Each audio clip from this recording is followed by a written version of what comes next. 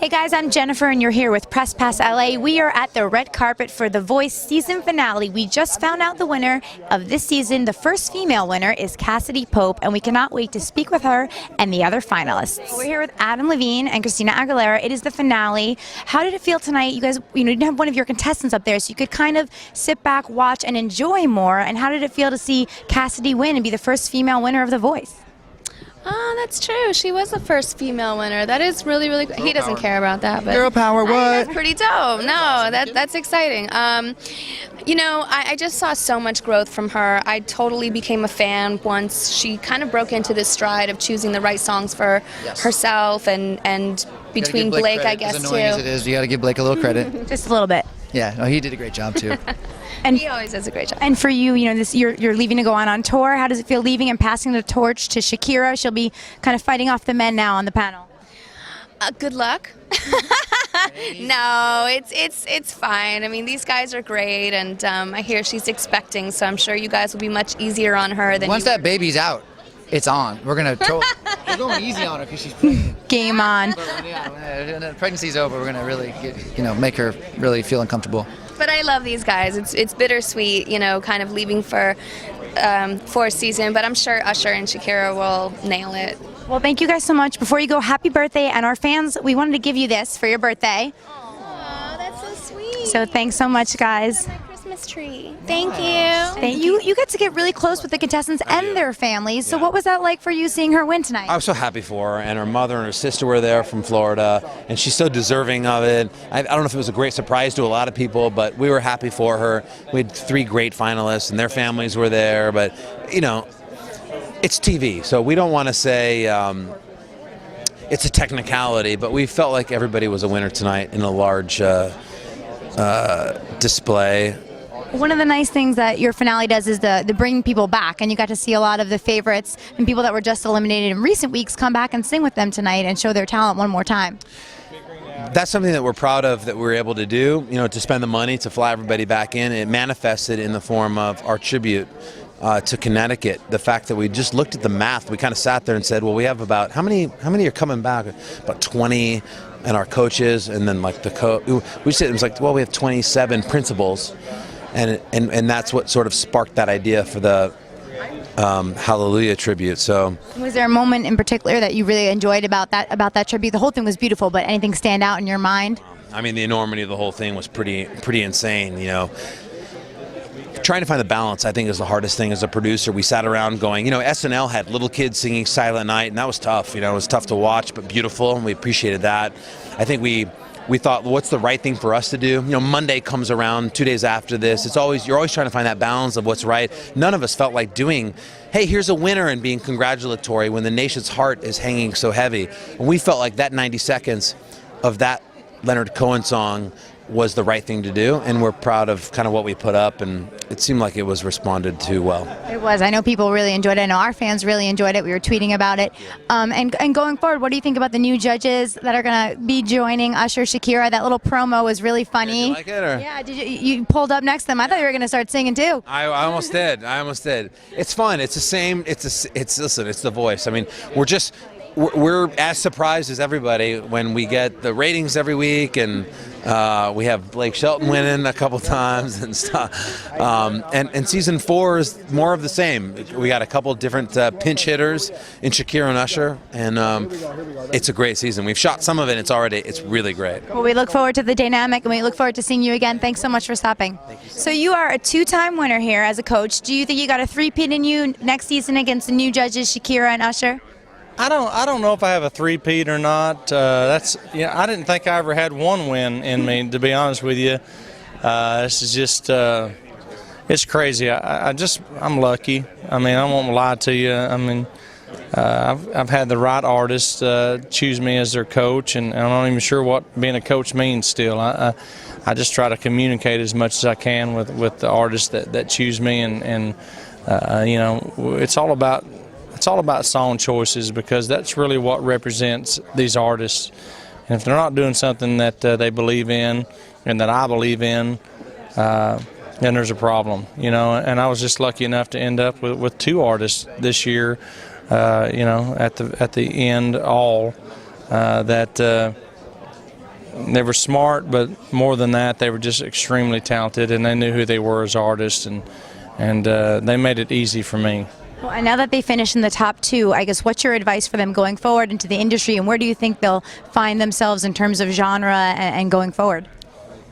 You know, with Terry, there's absolutely no doubt where he's going to find himself. He's a rock singer. I mean, he's rock all the way, and he's doing us all a favor by making a rock record. I'll be the first in line to buy it. You know, with Cassidy, I think it's more complicated than that, because so many people who love so many different types of music love her so much. She's got a lot of thinking to do, you know what I mean? Because she can do a lot of different things, and whatever she decides to do, I know it's going to be great. I'm definitely throwing my hat in the ring as a country guy, going, well, if you decide to make a country record, I'd love that, but I don't know if that's what she'll end up doing. I mean, she's never claimed to be a country artist. I know she's pop rock, and whatever she does is going to be huge, and she just has a lot. She has a lot of open doors because people love her so much. Well, thanks so much for stopping with us, and best of luck again next year. Thank you. We are here with Cassidy. You are the voice, and you're the first female winner of this show. How did it feel tonight? It felt crazy. I'm just so proud of myself and all the things I got through to get here, even before the show. It just feels like it's been a full circle. To be able to close the night with Avril Levine was just something I never thought could happen, so it was great. You got to sing with Avril. You won a car. I mean, not bad for a Tuesday night.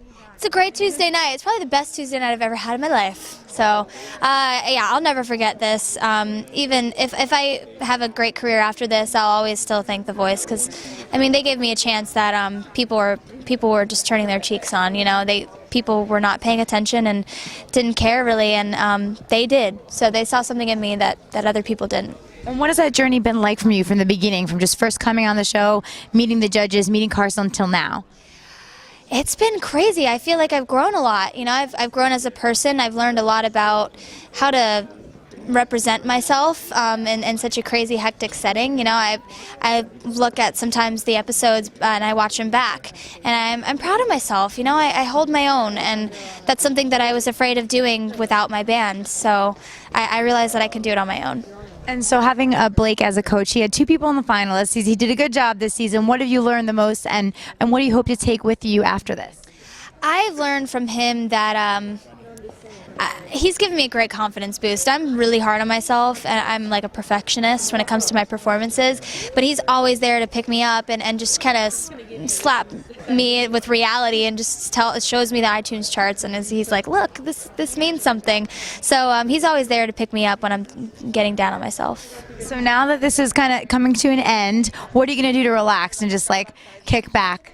Oh, well, I don't get a chance to relax really for the next 2 days because there's a lot of press, but I am excited to stay at my house here in LA, kick back, cook, bake. My family's in town, and they're here till after Christmas, so we're gonna have Christmas at my house, and it's gonna be wonderful. Enjoy the holidays. And what are you going to do for the new year, and any plans for the new year, or what are you looking forward to starting on your album? For the new year, I would love to do a show of some sort. I would love to bring in the new year with musically, with music. And as far as an album, I would love to have something released, at least a single in January. All right, well, we look forward to it. Thank you so much. You were up there with Smokey Robinson. What was it like to perform with such a legend? Oh, freaking a living dream, a living, breathing, waking, walking dream. That's the truth. And of all your performances tonight throughout the season, was there a song that was your favorite, that really was the most emotional for you? So many, like probably emotional would be the You Are So Beautiful, just because it was so stripped down and raw, and my family was right there. But just so many singing with Cee-Lo, singing with Smokey Robinson, meeting Bill Withers. Like, it's just singing with all these wonderful people of the cast. Like, every part of it has been amazing. Like, this has been the trip of a lifetime. I can't even believe it happened. And what does it mean for you to be able to do this? You have a son and another baby coming on the way, to go out and pursue your dream and show them that you can pursue your dream. Yeah, I have 2 sons and another baby on the way, so 3 total. And like, I feel it's a wonderful example because I'm not just talking about it, but I'm doing it through my action. And I think it's a wonderful path to forge and to set, and to show them, you know what I mean? It's crazy. Like, you read about these things and you talk about them, but to actually do them, it's an honor. And as we've seen in the past with The Voice and other big shows like American Idol and X Factor, not just the winner, but a lot of the people that are on the show go on to have really successful commercial careers. What do we think is next for you? What are you looking forward to? I'm just looking forward to see what comes of this. I'm going to take a little time at home. We just moved into a new place, and we got a new baby coming, so going to kind of give back to the family a little bit because they sacrificed a lot having me out here. But I was almost done with the record before I came here, so I kind of want to wrap that up and then just again see what comes of this amazing experience. So it was a big night for you tonight. You're out there. You got to perform with Peter Frampton. You won a car. You came runner-up, which is an amazing thing. Tell us how you're feeling right now. Thank you for just doing that checklist there. Runner-up on The Voice, played with Peter Frampton, threw in a car. I mean, it doesn't get much better than that. I'm out. Yeah, that was amazing. I knew the finale was going to be a special experience. I didn't quite expect it to go as perfectly as it did. And for it all to be wrapped up nicely with a bow, with a performance with Peter Frampton, very special. I hope it was as special for people watching as it was for us, because it really was incredible. And now throughout the season, what do you think that you learned the most from Blake? You came in a pretty established artist already, but you've obviously grown before our eyes, and now you're going out here. What do you think you've taken from the show? You know what, I think there was a turning point for me in the stripped down version of Want to Know What Love Is. And I think when I spoke to Blake about it, we'd been talking about a lot of songs in a similar vein. And I've got to give Blake credit for this. He was kind of pushing me in that direction in the first place, and it was an inspired move, because it helped me change my idea about what could really matter, and about selling music, about selling iTunes, and getting to people and letting them enjoy the experience. And I think that was Blake's. I've got to give Blake the credit for that one. That was by his design. So going forward, you're thanking Blake here. Do you think you guys will collaborate together, and do you think you're going to have a full rock album, or maybe some country or some other genres getting in there? Well, of course, you'd have to speak to the boss about that one. But frankly, if Blake ever asks me to do anything, I'll be there in a flash.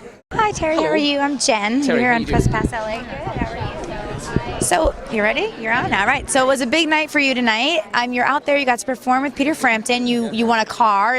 You came runner-up, which is an amazing thing. Tell us how you're feeling right now. Thank you for just doing that checklist there. Runner-up on The Voice, played with Peter Frampton, threw in a car. I mean, it doesn't get much better than that. I'm out. Yeah, that was amazing. I knew the finale was going to be a special experience. I didn't quite expect it to go as perfectly as it did. And for it all to be wrapped up nicely with a bow, with a performance with Peter Frampton, very special. I hope it was as special for people watching as it was for us, because it really was incredible. And now throughout the season, what do you think that you learned the most from Blake? You came in a pretty established artist already, but you've obviously grown before our eyes, and now you're going out here. What do you think you've taken from the show? You know what, I think there was a turning point for me in the stripped down version of Want to Know What Love Is. And I think when I spoke to Blake about it, we'd been talking about a lot of songs in a similar vein. And I've got to give Blake credit for this. He was kind of pushing me in that direction in the first place, and it was an inspired move, because it helped me change my idea about what could really matter, and about selling music, about selling iTunes, and getting to people and letting them enjoy the experience. And I think that was Blake's. I've got to give Blake the credit for that one. That was by his design. So going forward, you're thanking Blake here. Do you think you guys will collaborate together, and do you think you're going to have a full rock album, or maybe some country or some other genres getting in there? Well, of course, you'd have to speak to the boss about that one. But frankly, if Blake ever asks me to do anything, I'll be there in a flash. So we're here with Peter and Julian. You guys just came from the stage. You duetted "Baby I Love Your Way." Tell us how you decided to pick that song with Terry, and what it was like to perform that duet here tonight. Well, Terry basically and I hit it off straight away, and we just thought that it was the best song that people of what people know from me, for the two of us to do together. And his voice is in that area, and we were able to harmonize together really well. And so I just thought that was the best song. So obviously, you've been around, you've been established before these kind of shows were going on, like The Voice and Idol. If you were on The Voice now and you had to pick a judge to coach you, who would you pick? Out of these ones? Yeah, out of these judges. Or the ones that are joining. I'd want to work with Cee-Lo. You want to work with Cee-Lo? I think so. I imagine it would be a lot of fun. Well, you look stunning as always, and you're here tonight. You are the show's social media correspondent. What has been going crazy on Twitter tonight? What has been hashtag the most? Hashtag, we're gonna miss Christina. That was trending worldwide, saying we're gonna miss Christina because, as we know, on season 4, Cee-Lo and Christina are not gonna be on The Voice for the next season. So her fans were definitely, other than happy birthday, Christina, they were, expressing how much they're going to miss her for next season. And what do you think about Shakira and Usher coming in? How are they going to fit in? They're going to fit in totally just fine. We're all professionals. They're very talented. They're fun. Shakira's a lot of fun. And, I think they have a lot to offer with the wisdom that they've got. So let's see what's going to happen. Well, Shakira will be replacing Christina as the only female. Yes. And speaking of females, tonight we have the first female winner. What's that feel like, you think? Cassidy Pope is of course, I'm happy about that. It's so cool. She's just such a relatable girl, and she's just so fluid with her vocals. She's so talented. So I'm really happy for Cassidy. Well, that's a wrap on season 3 of The Voice. We got to talk with the judges, Levine, Christina Aguilera, and coach Blake Shelton, whose contestant Cassidy Pope became the first female winner of The Voice here tonight. We look forward to seeing you back here next season.